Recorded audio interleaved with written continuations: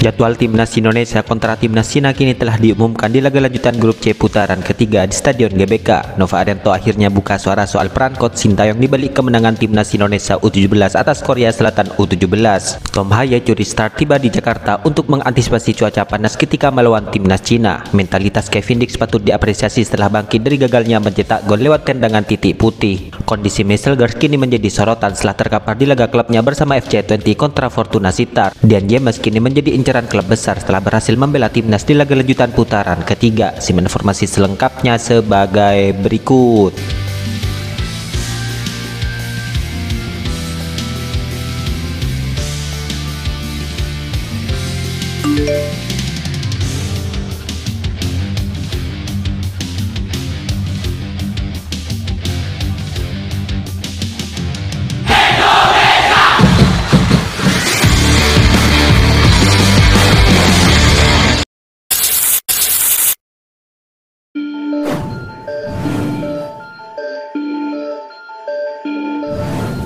Jadwal krusial timnas Indonesia di laga lanjutan grup C putaran ketiga melawan timnas Cina sudah diketahui, di mana pertandingan sengit ini akan digelar di Stadion GBK pada Kamis 5 Juni 2025. Tanggal 5 Juni ini terasa semakin istimewa karena bertepatan dengan malam takbiran Hari Raya Idul Adha 1446 Hijriah, sebuah momen yang unik dan penuh semangat di mana gegap gempita takbir akan berpadu dengan dukungan membahana untuk skuad Garuda di SU GBK. Bayangkan saja betapa meriahnya suasana Jakarta pada malam itu. Setelah sehari mempersiapkan perayaan Idul Adha, di mana masyarakat Indonesia akan berbondong-bondong menuju GBK untuk memberikan dukungan maksimal kepada tim merah putih. Semangat kebersamaan dan nasionalis akan berkobar, menciptakan atmosfer yang luar biasa bagi perjuangan anak-anak bangsa di lapangan hijau, di mana pertandingan melawan timnas Cina jelas bukan laga yang mudah. Namun dengan dukungan puluhan ribu supporter di GBK, diharapkan semangat juang para pemain bisa semakin berlipat ganda. Kemenangan di depan pendukung tim tuan rumah menjadi harga yang tidak bisa ditawar, karena hanya kemenangan yang bisa menjaga asa tim merah putih untuk lolos ke tahap berikutnya.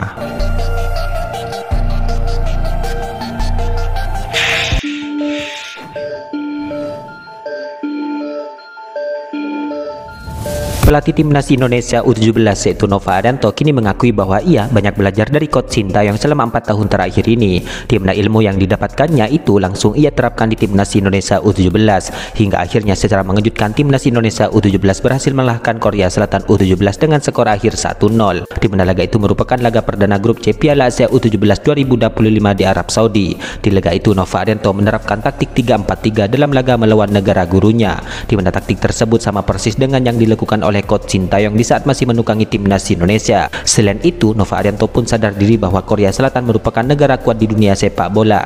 Oleh karena itu, ia tidak ingin anak asuhnya bermain menekan. Dan benar saja timnas Indonesia U17 bermain bertahan di laga tersebut. Sesekali tim merah putih juga mengancam lewat serangan balik. Dewi Fortuna pun datang ke timnas Indonesia U17 di akhir babak kedua, di mana skuad Garuda Muda mendapatkan penalti dan sukses dilaksanakan dengan baik. Ya, diketahui Nova Arianto sebelumnya bertugas sebagai asisten Coach Sintayong di timnas Indonesia dalam 4 tahun terakhir. Nova Arianto hadir di saat Coach Sintayong sukses membawa timnas Indonesia U23 menang melawan Korea Selatan di babak 8 besar Piala Asia U23 2024 yang lalu. Pastinya saya belajar banyak dari beliau. Setelah mempelajari permainan Korea Selatan, saya mencoba menerapkan taktik yang sama yang pernah beliau lakukan.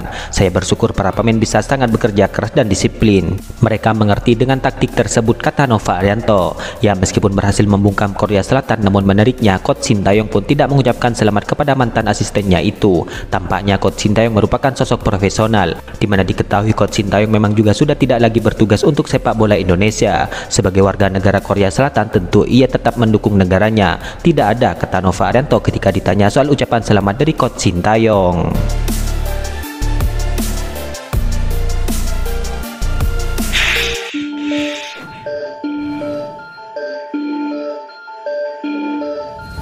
Back timnas Indonesia yaitu Messelgers diketahui sempat terkapar ketika membela FC20 melawan Fortuna Sittard dalam laga lanjutan Eredivisie musim ini. Dalam laga itu Messelgers bermain sebagai starter selama 70 menit. Di pertengahan babak kedua Messelgers tergeletak di tengah lapangan. Terlihat tangannya memegang wajah. Di saat itu ia juga tidak bisa melanjutkan pertandingan dan digantikan di menit ke-70. Di saat hendak keluar lapangan, tangan Messelgers terus menutupi mulutnya. Ia juga terlihat membungkukkan badannya beberapa kali dan tampak seperti sedang mau mual. Saat itu Messelgers juga juga bergegas untuk menuju lorong stadion. Kehilangan Meselgers berdampak buruk bagi lini pertahanan FC20, di mana mereka harus kebobolan di menit-menit akhir pertandingan di babak kedua. Tidak diketahui apa penyebab Meselgers terkapar di laga tersebut, di mana pihak klub sampai kabar ini dikutip tepat siang tadi belum menyampaikan pernyataan resmi soal keadaan Meselgers. Komentator pertandingan dalam bahasa Belanda menduga bahwa Meselgers mengalami sakit, sementara warganet di media sosial juga mengatakan bahwa sang pemain mengalami tidak enak badan. Ya, sebelumnya sang pemain mengalami cedera di saat membela timnas Indonesia, di mana cederanya dialami saat timnas Indonesia dihajar timnas Australia. Meselgers saat itu mengalami cedera di bagian selangkangannya. Kondisi tersebut membuatnya langsung terbang ke Belanda sesaat setelah tiba di Jakarta.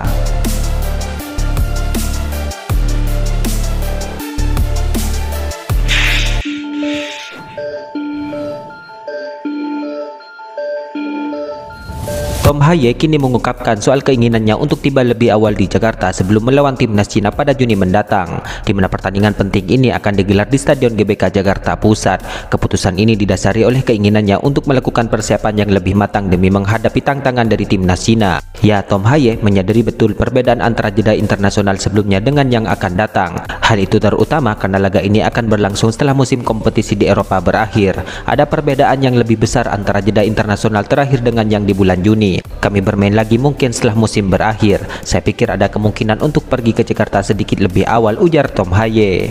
Ya, sebagaimana diketahui, para pemain tim merah putih yang bermain di Eropa termasuk Tom Hye seringkali menghadapi kendala adaptasi dengan kondisi cuaca di Jakarta. Hal itu terutama di saat melakoni pertandingan 90 menit penuh di SUGBK, di mana cuaca panas dan lembab dapat mempengaruhi kondisi fisik dan performa pemain di lapangan. Karena itu, memiliki waktu lebih banyak di Indonesia sebelum pertandingan akan menjadi keuntungan tersendiri bagi para pemain. Hal inilah yang menjadi pertimbangan utama bagi Tom Hye untuk datang lebih awal menjelang laga kontra timnas Cina. Tom Hye pun juga berharap bahwa rekan setimnya memiliki pandangan yang serupa. Menurutnya, berkumpul lebih lama sebagai tim akan memperkuat chemistry antar pemain, di mana hal itu dinilai sangat penting untuk meraih hasil positif dalam sebuah pertandingan. Menurut saya, tetap menjaga chemistry penting. Kalau melihat pertandingan terakhir misalnya, tidak hanya para pemain siapa yang menjadi starter, tapi jika melihat keseluruhan tim, semua pemain yang masuk menurut saya itu menunjukkan bahwa kita benar-benar satu tim, tegas Tom Hye.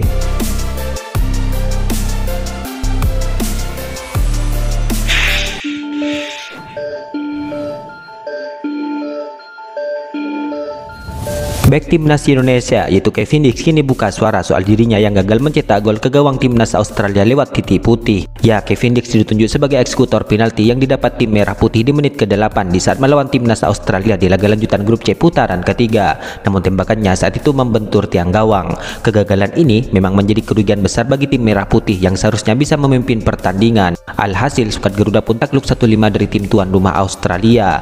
Kevin Dix pun mengungkapkan perasaannya di saat gagal mencetak gol dalam kesempatan itu. Kali ini saya tidak melihat ke arah kiper dan saya pikir penalti itu hampir sempurna. Saya menendang bola ke bagian dalam tiang gawang dengan sangat tinggi dan hampir sempurna. Tetapi saya pikir hal itu adalah bagian dari tugas. Jika tidak mencoba, Anda tidak akan pernah berhasil. Anda terkadang gagal tetapi harus bangkit, dan saya telah melakukannya beberapa kali. Jadi ini adalah bagian dari permainan, kata Kevin Dix. Ya, Kevin Dix pun mengakui sudah tidak mudah lagi dan memiliki pengalaman untuk mengatasi kegagalan di momen seperti itu, di mana dukungan supporter di stadion sangat cukup untuk membuat mentalnya kembali stabil. Ya, setelah laga melawan timnas Australia, Kevin Dix pun kembali dipercaya untuk tampil sebagai starter di laga berikutnya melawan timnas Bahrain di Stadion GBK. Di laga itu, Kevin Dix pun tampil impresif dan ikut terlibat dalam mengantarkan tim merah putih meraih kemenangan di depan publik sendiri.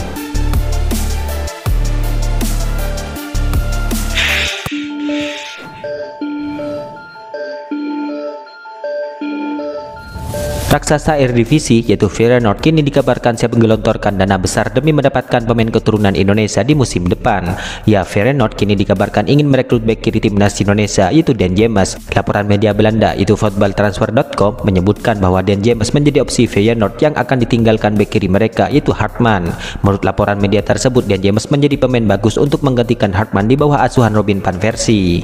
Namun Feyenoord harus siap menggelontorkan dana besar demi bisa mendapatkan Dan James. Pasalnya Dan James pada Januari 2025 ini baru mendapatkan perpanjangan kontrak bersama klubnya. Bek kiri tersebut saat ini memiliki nilai transfer yang diperkirakan sebesar 600.000 euro. Ya, Dan James dianggap menjadi pemain yang cocok untuk menggantikan peran Hartman. Pasalnya Hartman dikabarkan akan hengkang meskipun pihak klub berusaha untuk memperpanjang kontraknya. Pemain timnas Indonesia itu memiliki kemiripan 99% dengan gaya bermain Hartman. Jika Hartman unggul dalam duel bertahan dan bermain di bawah tekanan, Dan James memiliki kualitas menyerang yang sesuai dengan gaya permainan Robin van Persie. Rendahnya skema bertahan Dan James menjadi catatan, tetapi kekuatan dalam permainan menyerang dari sayap bisa mengimbangi. Dan James lebih pandai mencetak gol dibandingkan Hartman dengan umpan silang dan kecepatannya, tulis media tersebut. Itulah ulasan terkini hangat dan menarik seputar tim Merah Putih yang dapat kami sajikan hari ini. Jangan lupa dukung terus tim Merah Putih di channel ini dan salam olahraga.